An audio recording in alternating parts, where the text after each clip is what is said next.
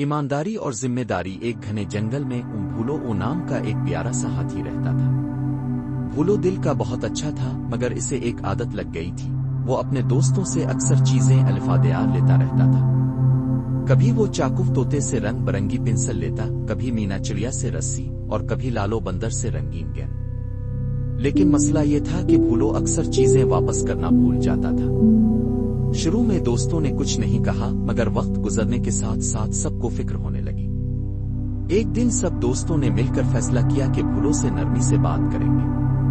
چاقو طوطا بولا، بھولو یاد ہے تم نے میری پنسل لی تھی؟ لالو بندر نے کہا، اور میری گیند؟ مینا نے نرمی سے کہا، اور میری رسی بھی تمہارے پاس ہے؟ بھولو شرمندہ ہو گیا۔ اس نے سر جھکا کر کہا، مجھے معاف کر دو دوستو، میرا ارادہ کبھی غلط نہیں تھا، میں بس بھول جاتا تھا۔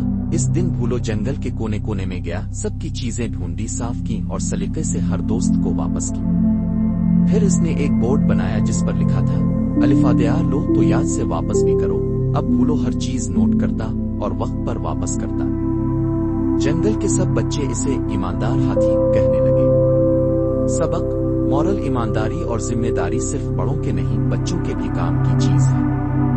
جو چیز الفادیار لو اسے وقت پر واپس کرنا سیکھو۔